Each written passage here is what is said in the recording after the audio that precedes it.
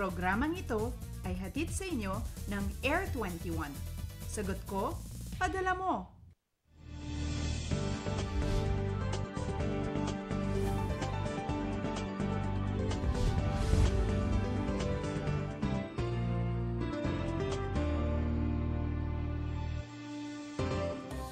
Good morning Pilipinas, alas 5 na po ng umaga. Happy Monday po at pasukan na uli ngayong araw kung kaya't dapat ay bumangon ka na para hindi ka malate.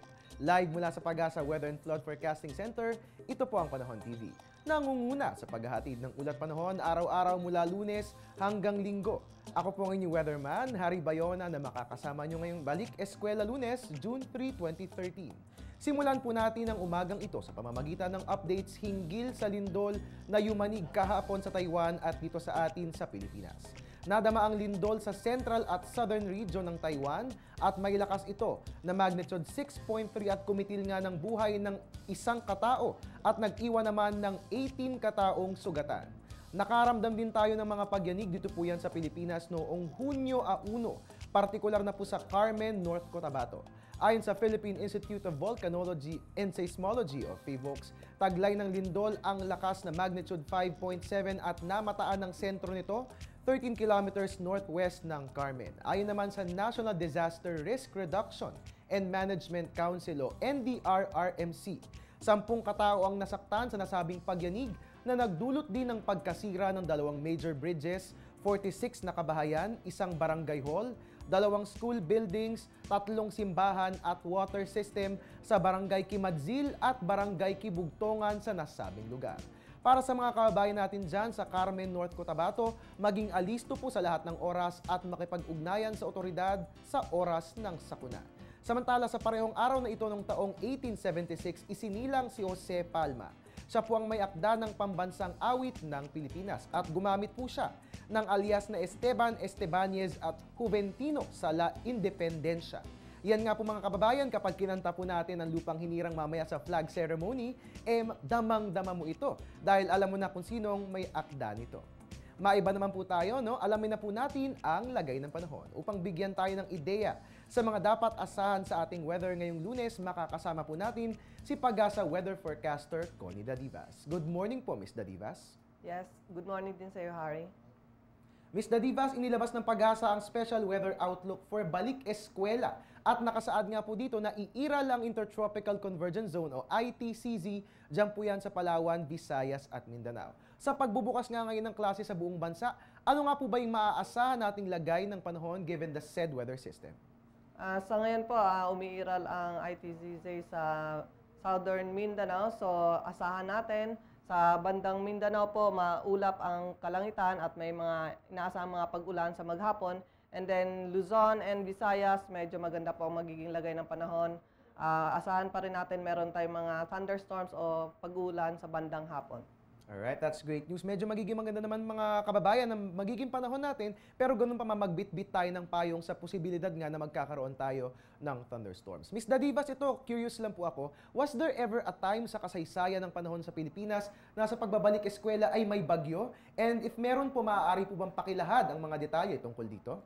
Tama po yun. Nung last year, meron tayong bagyo, yung pinangalanan natin Bagyong Ambo. At ito ay nanggaling dito sa Pacific Ocean at pataas po, halos lumapit siya sa may Northern Luzon and then umiwas naman siya papalabas ng malapit sa may Japan.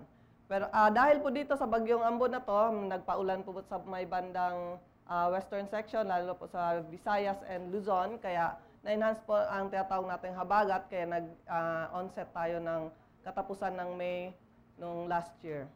Alright, so Miss Dadivas, hindi naman po mangyayari ang ganitong eksena ngayong araw ng pasukan, no? Hindi naman po tayo makararanas ngayon ng sama ng panahon sa araw na ito.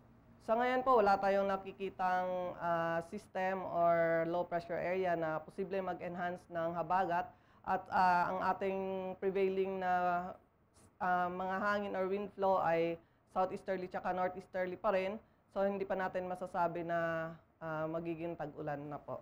Alright, that's great news. Miss Dadibas, kasabay nga po ng pagpasok ng buwan ng Hunyo ay ang pagpasok din ng rainy season. Sa pagpasok po ba ng hanging abagat, inuulan kasi ang western section ng bansa kasama pong Metro Manila.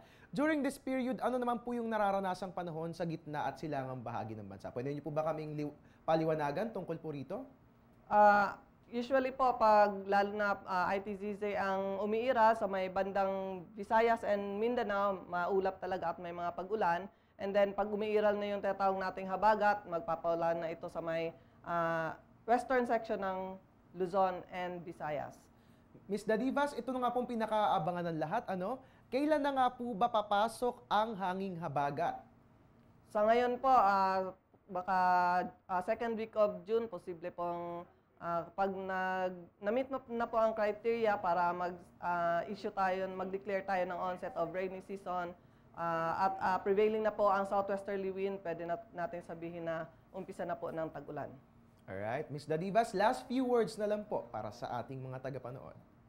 Lagi lang po magdala ng payong, lalo na po yung mga estudyante, dahil po kahit mainit po sa bandang umaga, pero posible pa rin po nagkakaroon tayo ng mga pag-ulan sa bandang hapon, lalo na po dito sa Luzon. At sa Mindanao naman po, meron tayong umiiral na ITZZ, kaya lagi po magdala ng payong. Alright, maraming salamat po mga kababayan. Nakasama po natin si Pag-asa Weather Forecaster, Connie Dadivas. At ngayon naman po, alamin naman natin kung anong oras nga ba sisikat si Haring Araw. Sisikat nga po si Haring Araw, 5:25 a.m. Ang sunset naman po natin ay 6:22 p.m. Ang moonrise natin, 1:21 a.m. Ang moonset naman ay 1:57 p.m. At may illumination po yan na 28%. Para naman sa ating phases of the moon, makikita po natin ang new moon sa June 8, 11:56 p.m. Ang high tide naman po natin 6:53 a.m. at meron po itong taas na 0.77 meter. Ang low tide naman po natin ay 1:04 p.m. May taas po yan na 0.46 meter. Marami pa tayong dapat malaman sa ating weather, kung kaya't dyan ka lang at huwag maglilipat ng channel dahil magbabalik po ang Panahon TV.